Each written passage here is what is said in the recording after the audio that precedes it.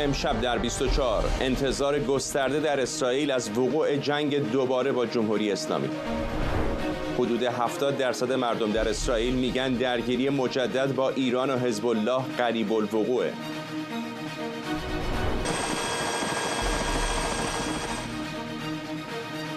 همزمان با رزمایش مشترک نیروی دریایی آمریکا و اسرائیل در آبهای این کشور، ایالات متحده، بریتانیا، بحرین و کویت هم رزمایش موشکی برگزار کردند.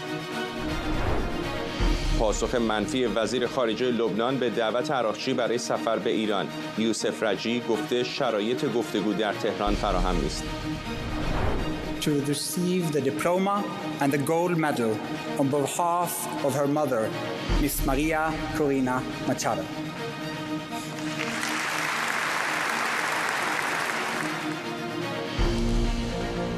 اهدای جایزه صلح نوبل 2025 به رهبر مخالفان ونزوئلا ماریا کورینا ماچادو میگه دموکراسی‌ها باید برای بقا آماده مبارزه در راه آزادی باشند. از استودیوی ایران اینترنشنال این 24 است با فرداد فرهزاد. بینندگان ایران اینترنشنال در ایران و سراسر جهان سلام و وقت بخیر. روزنامه هارتز با انتشار نظرسنجی مؤسسه دموکراسی اسرائیل میگه نزدیک به 69% از اسرائیلی‌ها جنگ با ایران رو محتمل میدونن. در همین حال بیش از 70% هم احتمال وقوع جنگ گسترده با حزب الله لبنان رو در سال آینده بالا میدونن. حدود 59% اسرائیلی‌ها هم احتمال وقوع اعتراضات گسترده در کرانه باختری رو بسیار زیاد خوندن. همزمان رزمایش مشترک یک هفته‌ای نیروی دریایی اسرائیل و ناوگان پنجم نیروی دریایی آمریکا از یکشنبه آغاز شده. ارتش اسرائیل اعلام کرده هدف این مانور بهبود همکاری نیروی دریایی اسرائیل و آمریکاست. در همین حال بنابر گزارش‌ها نیروهای آمریکا، بحرین و بریتانیا رزمایش مشترکی با نام سپر آسمان انجام دادند. سنتکام میگه هدف اصلی این رزمایش مقابله پیشرفته با حملات پهپادی بوده. همکارم آرش علایی از استودیوی دیگر ما در واشنگتن به ما پیوسته. آرش، از یک طرف این مانورها و آرایش نظامی رو در منطقه می‌بینیم، از یک طرف دیگر این نظرسنجی در اسرائیل نشون میده که شهروندان کشور به نظر میسه که خودشون رو برای یک رویارویی دیگه دارن آماده میکنن. خب چند بار الان در طول یکی دو هفته اخیر ما مانورهای از این دست آمادگی کشورهایی که همسایه ایران هستن، کمک‌های نظامی آمریکا به این کشورها از جمله مثل کردستان و عراق برای اینکه بخوان یک سیستم هوایی مشترک به وجود بیارن، پدافند هوایی در برابر پهپادهای جمهوری اسلامی یا موشک‌های کروز جمهوری اسلامی. چندین بار تو برنامه توی چند هفته اخیر راجع بهش صحبت کردیم. این هم یک بخش دیگری از همون پازل هست. همونجور که شما گفتید اسرائیل و آمریکا به نظر میاد در پاسخ به مانوری که چند وقت پیش جمهوری اسلامی در خلیج فارس برگزار کرده بود و آزمایش‌های موشکی اونجا انجام داده بود، مخصوصا موشک‌هایی که بهش میگن سطح به سطح، موشک‌های در واقع دریا به دریا هستن یا هوا به دریا. این مانور مشترک بین اسرائیلی‌ها و آمریکایی‌ها در پاسخ به این مانور بوده است. تستایی که انجام دادن بر اساس اون چیزی که خود سنتکام میگوید در واقع این که آمادگی رزمی خودشون رو روی دریا امتحان بکنن، سیستم‌هاشون رو با هم چک کنن که هماهنگی وجود دارد و به جمهوری اسلامی هم نشون بدن که آمریکا و اسرائیل آمادگی این که پاسخ بدن در دریا رو به جمهوری اسلامی دارن، به تهدیدات سپاه دارن. بعد از اون میرسیم به اون رزمایش دیگری که به اسم سپر هوایی برگزار شده است بین امریکا، در حال برگزار شدن است بین امریکایی‌ها، بریتانیایی‌ها، بحرینی‌ها و کویتی‌ها. تصاویری هم سنتکام منتشر کرده، سرفرماندهی نیروی ارتش آمریکا، از این مانور مشترک. برخی از تصویرهایی که من دیدم نشان دهنده شلیک موشک‌های پاتریوت آمریکایی بود، موشک‌های پدافند هوایی. اونم یه سیستم پدافند هوایی دیگر است که آمریکایی‌ها به وجود آوردن. این طرح‌ها در دوره ترامپ نخست اتفاق افتاد، فردا حداقل ایده هاش، ولی اون موقع هیچ کشوری نمی‌اومد پا پیش بگذاره. ایده عربا بیشتر این بود اون موقع که میگفتن این سیستما رو آمریکایی‌ها میخوان بذارن، این سیستمای پدافند هوایی دور و بر ایران میخوان بذارن برای اینکه سیگنال میخوان بدن به اسرائیلیا. ایدهشون این بود که خب پس شما میخواید اما استفاده کنید، اگر موشک‌ها پهپادا میاد به اسرائیل در واقع هشدار بدید. در دوره دوم ترامپ خود آقای ترامپ بارها گفته است پس از اینکه حمله کرده است به جمهوری اسلامی، تاسیس جمهوری اسلامی بمباران شده، ورق برگشته است. قبلا این کشورهای عربی شاید جرأتش رو نداشتن شاید تمایلش نداشتن که بخوان وارد یه سیستم دفاع مشترک بشن. الان با علاقه این رو تعقیب میکنن و کشورهای کوچکی مثل بحرین و کویت میبینیم آزمایش‌های مشترک برگزار میکنن. تمام اینها مشخص است که این کشورها نگرانی اصلیشون حداقل در مورد کشورهایی که در حاشیه خلیج فارس هستند از حملات پهپادی و موشکی جمهوری اسلامی و سپاه است. و حالا که دارن این مانورها رو برگزار میکنن، خودش نشان دهنده این است که سیگنال مشخصی به تهران میفرستند که آمادگی وجود دارد. نیروهای آمریکایی و بریتانیا هم کنار این نیروهای کشورهای کوچکتر مثل کشورهای مثل کویت و بحرین که در حاشیه خلیج فارس هستند حضور دارند. در نهایت هم اشاره کنیم به نظرسنجی هارتز که همونجور که شما گفتی میگوید که 60% اسرائیلی ها فکر میکنن که به زودی جنگ دیگری در خواهد گرفت بین اسرائیل و جمهوری اسلامی. شواهد هم مشخص است. ما دور و بر جمهوری اسلامی میبینیم تحرکات آمریکایی ها رو و تحرکات نیروهای نیابتی جمهوری اسلامی رو داریم میبینیم دور و بر اسرائیلی ها. اینکه میشنویم پشت سر هم در برنامه تو گزارش میدن پشت سر هم که حزب الله در حال مسلح شدن مجدد است، اینکه گروه‌هایی در سوریه وجود دارند که ممکن است دوباره حمله کنند به اسرائیل. این تهدیدات وجود دارد و بنابراین اسرائیلی‌ها احساس می‌کنند خطر هنوز بغل گوششون است و با وجود اینکه جمهوری اسلامی هم دوباره داره سیستم موشکی خودش رو تقویت می‌کنه، در اسرائیل اعتقاد دارند که جنگ به زودی دوباره در خواهد گرفت. ممنونم از تو. همکارم آرش علایی از استودیو دیگر ما در واشنگتن دی سی. هوشنگ حسنیاری کارشناس مسائل نظامی و منشه امیر کارشناس امور خاورمیانه از اورشلیم با ما هستن. آقای حسنیاری، اول با شما شروع می‌کنم. ترجمه این مانورهایی که در منطقه داریم می‌بینیم چه است؟ درود بر شما جناب فرزاد، جناب امیر و ملت شریف و شجاع ایران. معناش این هست که هرچند این مانورها اولین باری نیست که صورت میگیرند بین آمریکا و اسرائیل و برخی از متحدین آمریکا در منطقه، ولی در این برهه از زمان معنای بسیار مشخص و روشنی دارند و اون این است که جمهوری اسلامی پا رو فراتر گذاشته از اون چه که انتظار میرفت که بعد از جنگ 12 روزه رهبران جمهوری اسلامی از توهم خارج بشن و به نوعی واقعی گرا بشوند و آمادگی خود رو اعلام بکنن برای رفع و فتق مسائلشون از راه دیپلماتیک. ولی میبینیم که جمهوری اسلامی و در رأس اونها شخص خامنه‌ای و سپاه همواره بر طبل جنگ میکوبند و در نتیجه چاره‌ای برای اسرائیل و در نتیجه آمریکا نمیماند مگر اینکه خود رو آماده بکنن. بیشتر به خصوص در مورد این رزمایش دریایی چیزی که مهم هست این است که جمهوری اسلامی بارها تاکید کرده بر این امر که تنگه هرمز رو خواهند بست. دکترین یکی از پایه‌های دکترین ترامپ هم بر این اساس محکم گذاشته شده که بستن تنگه یا اینکه کوشش برای بستن تنگه هرمز یکی از اون خط قرمزهایی است که در زمان ترامپ نمیشه از اون عبور کرد. بنابراین به نظر من یک پیام بازدارندگی بسیار روشنی است به جمهوری اسلامی که جمهوری اسلامی بایستی به این کارهای ایذایی خود در منطقه و دشمنی با کشورهای مختلف از جمله اسرائیل پایان بده و در نتیجه چون جمهوری اسلامی چون این کاری رو نخواهد کرد به اعتقاد من مرحله دوم این جنگ قطعی خواهد بود و به احتمال بسیار زیاد در دریا هم درگیری به وجود خواهد اومد. به همین خاطر است که سپاه در این فاصله بین دو جنگ کوشش بسیاری کرده که تقویت بکنه حضور خود رو در منطقه خلیج فارس.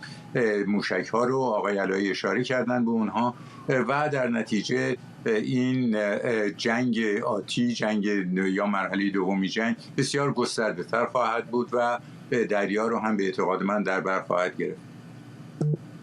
آقای امیر، خیلی ها انتظار یک رویارویی دیگر رو دارن، ولی وقتی در محافل خصوصی و خصوص در واشنگتن با خیلی از کارشناسان صحبت میکنیم میگن که یک، اسرائیلی ها به آنچه میخواستند، به اصل آن چیزی که میخواستند در جنگ 12 روزه دست یافتند. اگر جمهوری اسلامی اقدام عجیب و غریبی نکند در آمریکا هم ذائقه‌ای برای یک رویارویی دیگر وجود نداره. آیا به نظر شما همینطور هست یا حتی اگر هیچ کار خاصی جمهوری اسلامی نکنه هم یک رویارویی با اسرائیل ممکنه؟ نه، مسلم این است ما از روز 13 جنگ، یعنی یک روز پس از برقراری آتش بس گفتیم و تاکید کردیم که اسرائیل در اجرای همه برنامه‌های خودش متوقف شد و فرصت نکرد که انجام بده به علت دستور آقای ترامپ و به این جهت اسرائیل خودش رو از همون روز آماده میکنه در چند جبهه و در چند مسیر. یکی این که ببینه در جنگ 12 روزه چه دستاوردهایی داشته، چه اشتباهاتی کرده، چه چیزهایی رو باید بزنه و نباید بزنه. اینکه 70% از مردم اسرائیل طبق نظرسنجی بر این باورند که جنگ آینده احتمالاً رخ خواهد داد، به همین به علت این اطلاعاتی است که از داخل ایران میرسه که فعالیت‌های موشکیشون رو افزودن، میخوان تعداد بسیار بیشتری موشک درست بکنن. فعالیت‌های اتمی مشکوکی، ما جزئیاتش رو به طور دقیق نمیدونیم، در چند نقطه ایران ادامه داره و همچنین ارتباط رژیم ایران با گروه‌های نیابتی نه تنها متوقف نشده بلکه افزایش یافته. یعنی تمام شرایطی که موجب بروز جنگ 12 روزه شد هنوز وجود داره و اسرائیل کار رو تمام نکرده. در مورد رزمایش مشترک نیروهای دریایی اسرائیل و ایالات متحده چند نکته رو باید یادآوری کرد. یکی این که ناوگان پنجم ایالات متحده همیشه با اسرائیل همکاری های نزدیک داشته. بندر حیفا در اسرائیل بندری است که استراحتگاه و مکان سوختگیری بسیاری از کشتی های آمریکایی است و این سومین مانور مشترکی است که در 5 سال اخیر بین دو کشور انجام گرفته. اهمیتش در دو چیز است. یکی این که ممکن است جنگ اسرائیل با حزب الله لبنان که خیلی قطعی به نظر میرسه از چند هفته دیگر شروع بشه و اون موقع احتمال داره که حزب الله بخواهد به رفت آمده رزمناوها در حوزه دریای مدیترانه آسیب برسانه و باید خودشون را آماده بکنن. علت دومین است که با استناد به سابقه و گذشته حکومت ایران چند بار در صدد برآمده که از طریق ارسال کشتی بتونه مقادیر بسیار زیادی اسلحه به دست حزب الله برسونه. الان هم هنوز از طریق سوریه و طرق دیگری اسلحه به دست حزب الله میرسه. مجموعه این رویدادها نشان میده که حوادثی در راه، زمانش رو نمیدونیم، شدتش رو نمیدونیم، ولی مسلم این است که ارتش اسرائیل الان بررسی میکنه که مثلا از هوش مصنوعی چه استفاده های دیگری میشه در جنگ آینده انجام داد. در مجموع و در پایان باید بگم که جنگ دیگر اگر رخ بده شباهت زیادی با جنگ 12 روزه نخواهد داشت، ولی انتظار این است که ضربات سهمگین بیشتری رو بر حکومت ایران وارد بکنه. انتظار این است که مسیر و زمینه هموار بشه که ملت ایران بتونه قیام بکنه و به آرمان ملی خودش برسه. آقای حسنیاری، اما بازیگران دیگری هم در منطقه میتونن نقش بازی کنن. اینطور نیست؟ همین چند روز پیش بود که ترکی الفیصل که زمانی رئیس سرویس‌های اطلاعاتی عربستان بود، سفیر عربستان بود در ایالات متحده آمریکا، گفت تهدید ایران تا اندازه زیادی بعد از جنگ 12 روزه کاهش پیدا کرده. یعنی همه میبینن که میزان زیادی از مواد غنی شده، اورانیوم غنی شده جمهوری اسلامی زیر خاکه. به نظر نمیرسه فعلا به شکل معناداری در حال توسعه برنامه هسته‌ایشون باشن و شاید یک فرصت تنفسی برای منطقه باشه که به شدت هم دنبال توسعه اقتصادی است. این از یک طرف.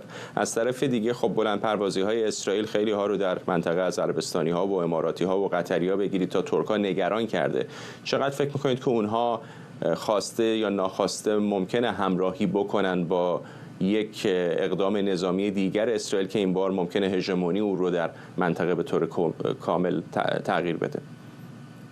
به نظر من در مرحله دوم این جنگ شاهد همکاری بیشتر کشورهای منطقه با اسرائیل خواهیم بود، به این جهت که همونطوری که آقای علایی اشاره کردن و این همکاری‌های بسیار نزدیک نظامی که بین آمریکا و کشورهای منطقه از یک طرف، اسرائیل با بعضی از این کشورهای عرب غیر مستقیم و پنهانی از طرف دیگر صورت میگیره، شرایط رو به نظر من به سود جمهوری اسلامی پیش نمیبره. اون چی که ترکیه الفیصل و دیگران در این زمینه یا ترک‌ها در این زمینه از ترکیه، دولت ترکیه در این زمینه صحبت میکنن، این بیشتر به اعتقاد من یک نوع ابراز وجود است، به خصوص برای ترکیه که خود رو به عنوان یک کشور مطرح در منطقه جا بندازه و کشوری که میتونه میانجیگری بکنه بین طرفهای متخاصم. اینا کارساز نخواهند بود و همونطوری که در مرحله اول این جنگ دیدیم و جمهوری اسلامی هم بارها تهدید کرد بعد از پایان یا بعد از این تعلیق جنگ، بارها تهدید کرد کشورهای منطقه رو، اونهایی که همکاری کردن با اسرائیل در این جنگ مرحله اول، نشان دهنده این هست که کشورهای منطقه علی‌رغم اون چی که به دنبال اون هستن، شما اشاره کردیم به خوبی و به درستی توسعه اقتصادی و از پیشبرد علم در این کشورها، ولی همه این کشورها تا اونجایی که می شود دید و خواند جمهوری اسلامی رو به عنوان یک خطر نه بالقوه بلکه یک خطر واقعی می‌بینن. به خاطر همین هست که به نظر من این کشورها با اسرائیل همکاری کردن، با آمریکا همکاری میکنن و در مرحله دوم این جنگ هم همکاری بیشتری خواهند کرد. اگر که اجازه بفرمایید یک اشاره هم بکنم به این که از دید اسرائیل هرچند امروز جنگ به حالت تعلیق در اومده ولی جنگ پایان نیافته و پایان نخواهد یافت تا زمانی که جمهوری اسلامی وجود داره، به خاطر اینکه یکی از علل اصلی وجود جمهوری اسلامی دشمنی با اسرائیل و از بین بردن اسرائیل هست. در نتیجه این جنگ انتخابی تهران یا جمهوری اسلامی علیه اسرائیل از دید اسرائیلی ها یک جنگ یا دفاع ضروری است، حیاتی است. به همین خاطر هست که به نظر من یک نوع توافقی، یک نوع برداشت مشترکی وجود داره بین آمریکایی ها، اسرائیلی ها، آمریکایی از یک طرف و کشورهای منطقه از طرف دیگر، که جمهوری اسلامی همچنان بر اون ایدئولوژی شیعه گستر خود و پرورش گروه‌های تروریستی ادامه خواهد داد مگر اینکه این جمهوری اسلامی از بین بره. تنها در اون صورت هست به اعتقاد من که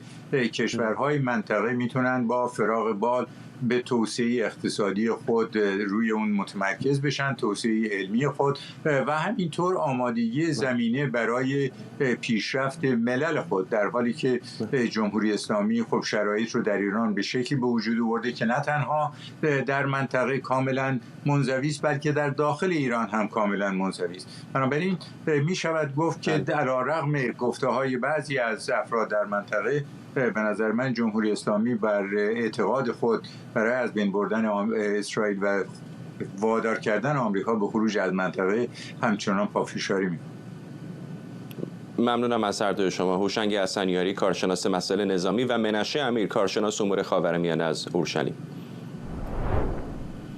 مقام‌های آمریکایی میگن ادامه فعالیت شبه نظامیان مورد حمایت ایران در عراق میتونه به اقداماتی از جمله تحریم‌های شدید علیه بغداد منجر بشه. گابریل سوما، مشاور پیشین ترامپ، گفته خلع سلاح این گروه‌ها فقط یک درخواست دیپلماتیک نیست بلکه شرطی ضروری برای جلوگیری از تحریم‌ها علیه دولت عراق.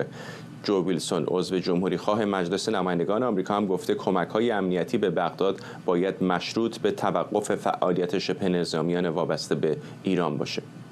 خبرنگارمون مرضیه حسینی از کنگره آمریکا به ما پیوسته. مرضیه، فشارها روی عراق در حالی که به نظر میرسه این کشور یکی از معدود جغرافیاهای باقی مانده برای نفوذ جمهوری اسلامی در منطقه است. و آمریکا به شدت مصمم هست که همین جغرافیای معدود رو هم به نوعی مسدود بکنه به نظر فرداد، به این جهت که بر اساس گزارش‌ها قرار هست آمریکا یکی از بزرگترین بسته‌های تحریمی سال‌های اخیر خودش رو بر عراق وضع کنه، اونم در شرایطی که این کشور در حال تشکیل دولت هست و از نظر زمانی بسیار بازه زمانی حساسی است. بر اساس گزارش‌ها دیگه مثل این 7 سال گذشته نیست که آمریکا عموماً حالا شرکت‌های خصوصی رو به دلیل تجارت نفتی با جمهوری اسلامی تحریم بکنه یا شبه نظامیان رو تحریم کنه. قرار هست بازوی سیاسی دولت عراق رو در لیست تحریم‌های خودشون قرار بده. گفته شده که خبر این تحریم‌ها ابلاغ شده به مقامات عربی در سفری که اخیراً در روزهای گذشته مقامات آمریکایی به عراق داشتن، به اونها گوش زدن و خبر دادن که منتظر این بسته تحریمی باشید. گفته شده که انقدر این بسته تحریمی بزرگ هست که آمریکا اون رو یک دفعه قرار نیست اعلام بکنه که در واقع شوک به اقتصاد و سیاست عراق وارد نشه. قرار هست جزء به جزء و بسته به بسته این تحریم ها اعلام بشه، احتمالاً در روزهای آینده.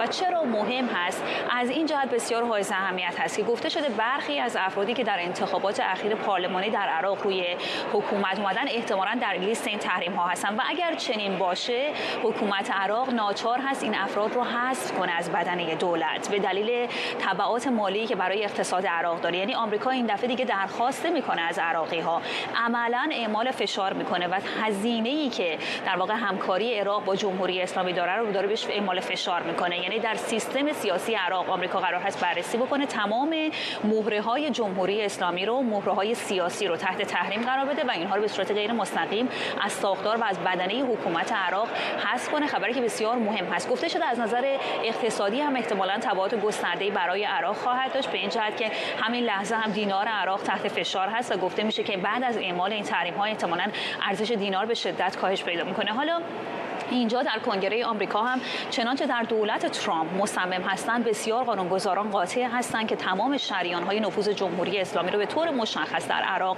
مسدود بکنن. همین چند دقیقه پیشتر سناتور لینزی گراهام در جمع ما خبرنگارا تاکید کرد، گفت مشکل اصلی جمهوری اسلامی هست. ما برنامه‌ریزیمون برای سال آینده در واقع خاورمیانه‌ای هست که به مراتب باثبات‌تر باشه بدون جمهوری اسلامی. این مصاحبه رو بشنویم و برگردیم. ایران ریشه همه این مشکلاته. من امیدوارم که سال آینده برنامه‌ای داشته باشیم که حماس رو محو کنیم، حزب الله رو خلع کنیم و به عراق فضایی برای تنفس بدیم تا بتونیم منطقه رو یکپارچه کنیم و نقطه اوج این عادی‌سازی روابط عربستان و اسرائیل در پایان سال آینده خواهد بود. همزمان با این بسته تحریمی که قرار هست توسط وزارت خزانه جاری آمریکا اعلام بشه، اینجا در کنگره آمریکا هم در آخرین پیشنویس قانون مجوز دفاع ملی آمریکا به طور مشخص برای دولت عراق تمامی کمک‌های مالی آمریکا مشروط شده، مشروط بر عدم نفوذ جمهوری اسلامی. و اگر وزیر دفاع آمریکا و یا قانونگذاران آمریکایی تشخیص بدن که دولت عراق به این تعهد پایبند نیست، در یک بازه زمانی 180 روزه این صلاحیت رو داده میشه به مقامات دولت آمریکایی که تمام منابع مالی دولت عراق رو توسط آمریکایی‌ها قطع بکنن. هزینه بسیار بالایی خواهد بود. این رو در توییتی که توسط کانگرسمن جو ویلسون هم منتشر شد ما در خبرها داشتیم. اون هم تاکید کرده که دولت آمریکا باید بسیار قاطعانه عمل بکنه و به هیچ عنوان اجازه هر گونه مجرای نفوذ جزئی جمهوری اسلامی رو نه در بین گروه‌های شبه نظامی و نه در بین گروه‌های سیاسی در عراق اجازه نده. همه اینها در شرایطی صورت میگیره که در کنار فشارهایی که در طول ماه‌های گذشته توسط آمریکا بر عراق وجود داشت، همین اخیراً دولت عراق اقدامی انجام داد که گویا اون هم مزید بر علت شده برای این تحریم‌ها. قرار بود عراق گروه‌های حزب الله لبنان و حوثی‌ها رو در فهرست گروه‌های تروریستی خودش قرار بده. در آخرین لحظات گویا این پیشنویس این گروه‌ها حذف شده، اگرچه آقای الشیع السودانی در واقع به نوعی عذرخواهی کرده از دولت آمریکا و گفته یک خطای اداری هست، ما در حال برطرف کردنش هستیم. اما آمریکایی‌ها به نظر میرسه که حالا حداقل در مقابل عراق و حداقل در مقابل نفوذ جمهوری اسلامی در عراق دیگه از زبان دیپلماسی استفاده نمی‌کنن و تحریم‌هایی که عموماً به دلیل فشارهای اقتصادی وضع می‌شد رو حالا قرار هست به شدت به طور سیاسی بر عراق اتخاذ بکنن تا شریان‌های نفوذ جمهوری اسلامی رو مسدود کنن در این کشور. ممنونم از همکارم مرضیه حسینی از کنگره آمریکا. وزیر خارجه لبنان دعوت وزیر خارجه ایران رو برای سفر به تهران رد کرده و گفته در شرایط فعلی نمیتونه این دعوت رو بپذیره. یوسف رجی در شبکه اکس نوشته این رد به معنای خودداری از گفتگو نیست، بلکه از نظر او شرایط مناسب برای چنین سفری فراهم نیست. او از وزیر خارجه ایران دعوت کرده تا در یک کشور ثالث بی‌طرف دیدار کنند. وزیر خارجه لبنان تاکید کرده فصل تازه روابط دو کشور باید بر پایه احترام کامل به حاکمیت هر کشور و عدم دخالت در امور داخلی طرف مقابل باشه. سارا کرمانیان کارشناس روابط بین‌الملل از برایتون به ما پیوسته. خانم کرمانیان، این چیزی نیستش که جمهوری اسلامی به این راحتی ها بتونه حذف بکنه. لبنان یکی از کشورهایی بود که نفوذ جمهوری اسلامی به طور سنتی به خصوص به واسطه حزب الله اونجا زیاد بوده، ولی به نظر میرسه که دولت مرکزی داره تلاش میکنه این نفوذ رو هرچه بیشتر کم بکنه. بله، خب من فکر میکنم که همونطور که گفتیم واقعا تحقیر، بعد تحقیرآمیزی که این پیغام برای جمهوری اسلامی داره خیلی زیاد هست.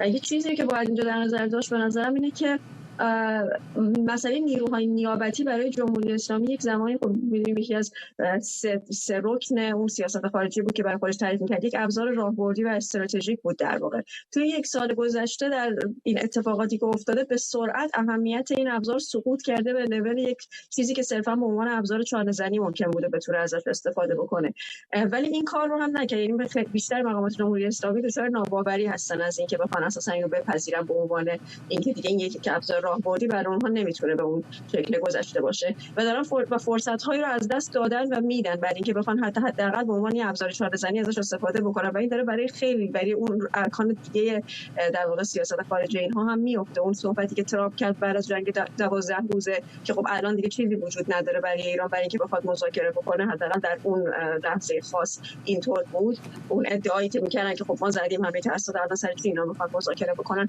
این اتفاق برای نیروهای نیابتی هم تا حد زیادی میتونه بیفته. من فکر می‌کنم حداقل یک قسمتی از بدنه حاکمیت هنوز به این قائله که میتونه به عنوان یک ابزار چانه‌زنی شاید استفاده بکنه از این و سعی میکنه مذاکرات بخواد درش باز بمونه، ولی در نهایت این اتفاق نمیفته چون اصلا شکل سیاست خارجی جمهوری اسلامی اون گفتمان خیلی مبتنی بر مرزهای خود و دیگری محکم و اینکه در هم تنیده است اساسا با سیاست داخلیش امکان رو به اینها نداده.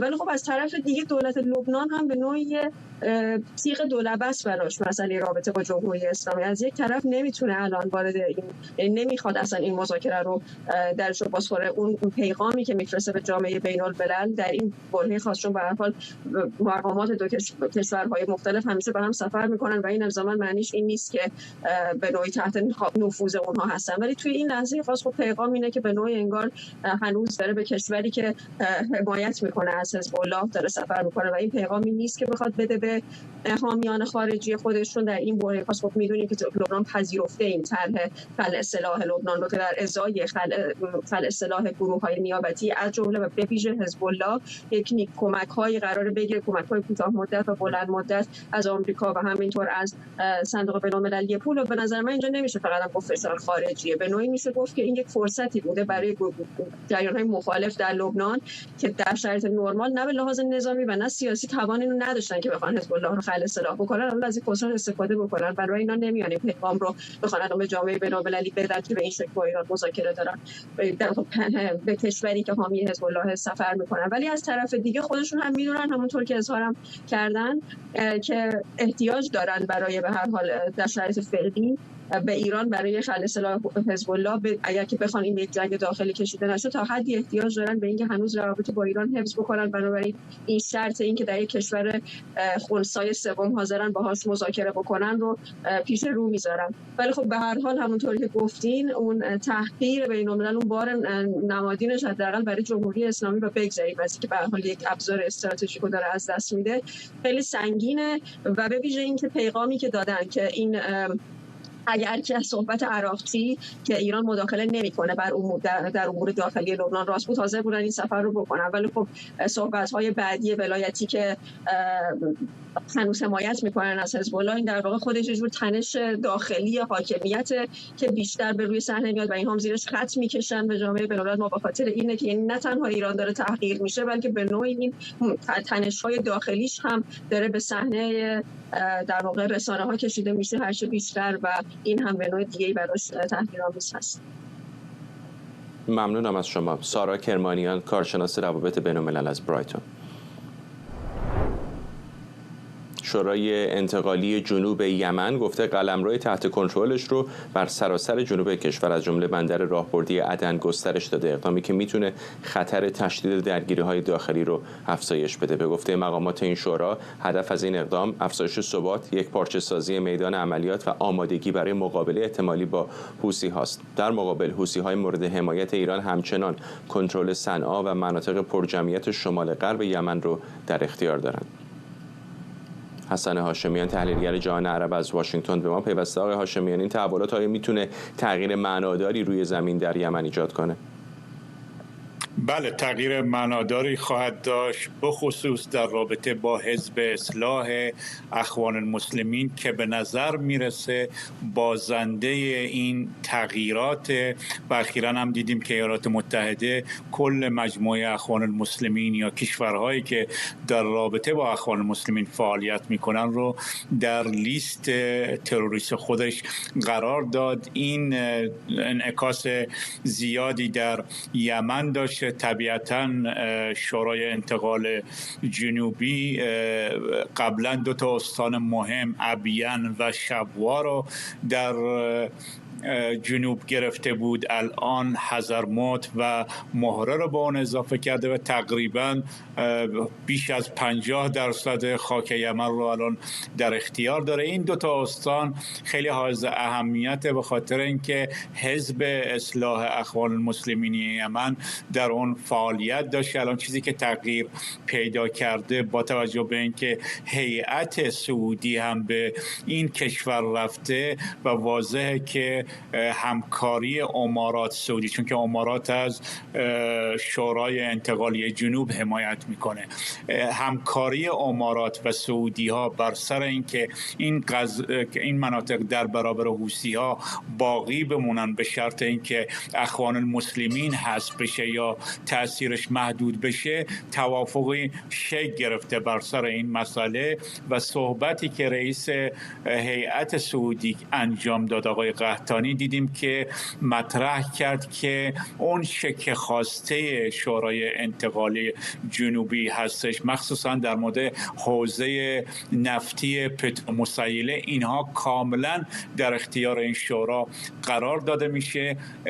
در این میان شورای ریاست جمهوری که رشاد العلیمی رئیس اونه و اتفاقا آقای ایدروس الزبیدی رئیس شورای انتقالی جنوب نماینده ایشون در مناطق جنوبی است، الان اون شورا در واقع کم اثر شده و کم رونق شده و سلطه‌اش را به شکلی محدود شده در این مناطق.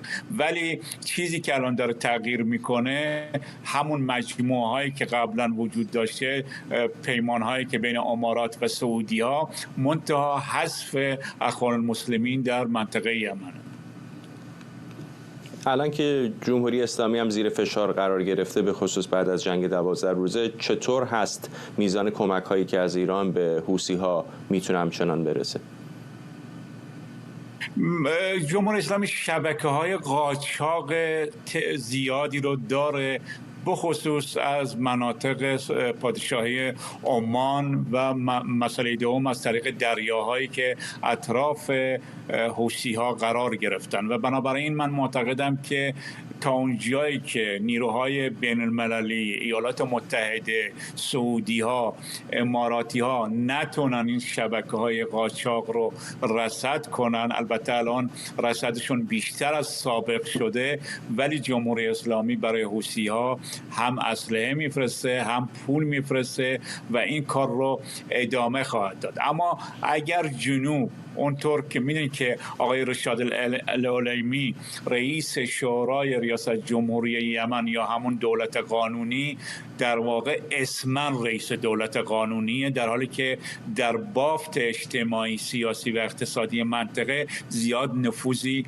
نداره و بنابراین اون چه که نفوذ دارن همین شورای انتقالی جنوب. اگر اینها بتونن اونجا قدرت بگیرن و خودشونو گسترش بدن و سعودی ها با همکاری اماراتی ها بیان از اونها به شدت حمایت کنن، چون که اینها دشمن خودشون رو دو تا تعریف کردن، یکی حوثی ها، یکی اخوان المسلمین. اخوان المسلمین الان تقریبا کاملا محدود شده، میمونه حوثی ها. اگر اونجا سازمان یافته بشه، قدرت بگیره، برخلاف آقای رشاد العلیمی و شورای ریاست جمهوری، میتونن در برابر حوثی ها بیشتر و قدرتمند حرکت کنن، میتونن سازماندهی خودشون رو در مناطقی که حوثی ها دارن تحرک میکنن اونجا گسترش بدن و حتی میتونن تا بندر الحدیده هم پیش ببرن. بنابراین اون چه که الان داره متحول میشه این که یک نیرویی که بخشی از بافت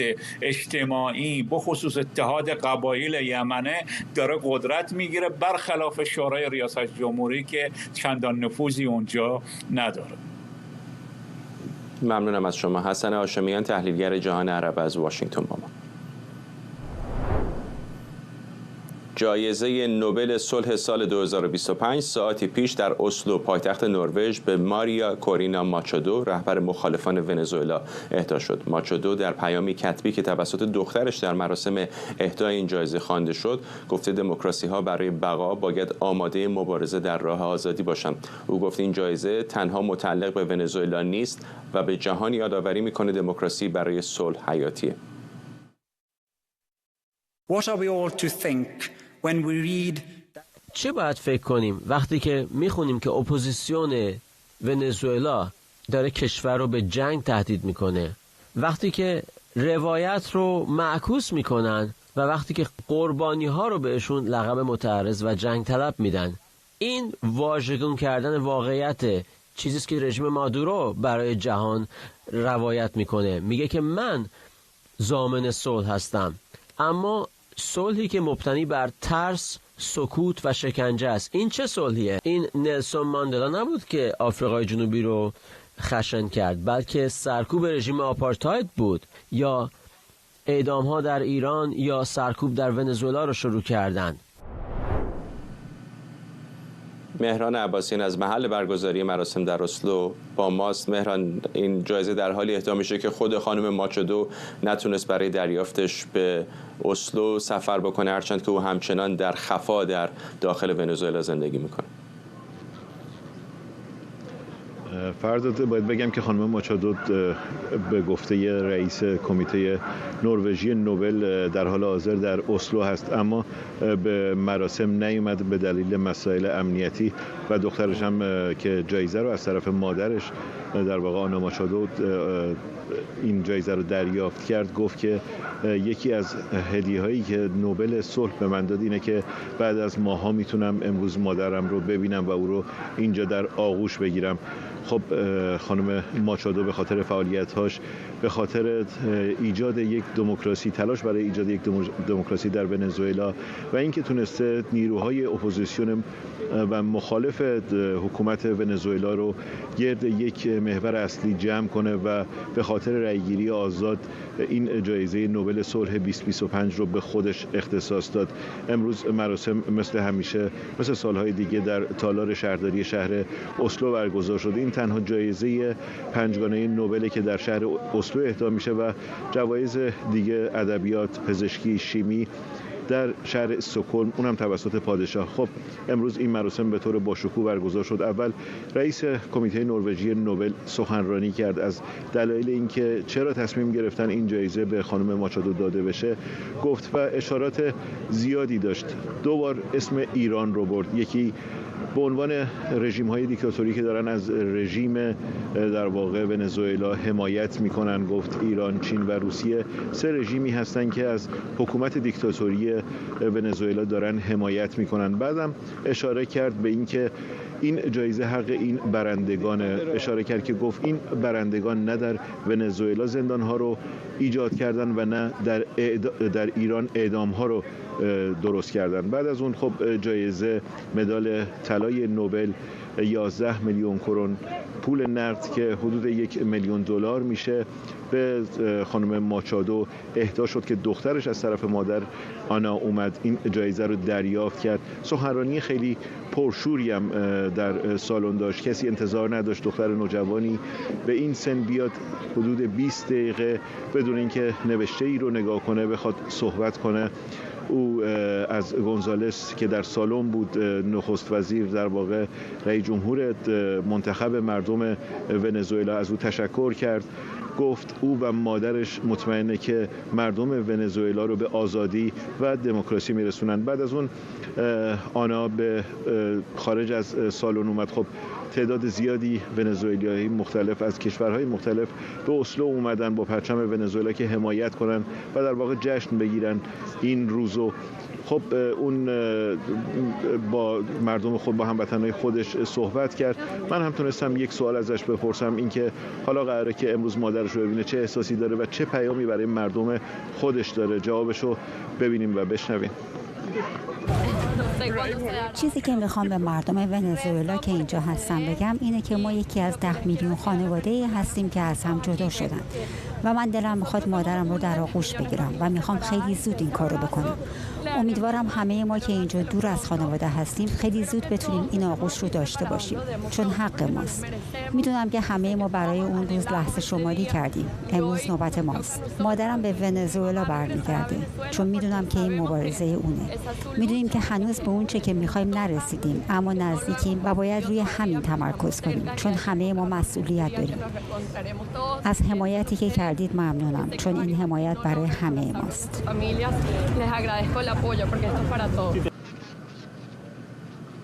مهران، خیلی جالب است که گفتی و الان در این مصاحبه هم دریافتم که مادر او هم اتفاقا خارج شده از ونزوئلا. تصور من بود که همچنان در داخل ونزوئلا در خفا است. جالبه که این چقدر میتونه شرایط رو اونجا شاید روی زمین تغییر بده. حالا که رهبر اپوزیسیون آزادی عمل احتمالاً بیشتری در اروپا داره. یکم بیشتر به ما در مورد مراسم دیگه در حاشیه این مراسم جایزه نوبل به ما بگو اونجا در اسلو.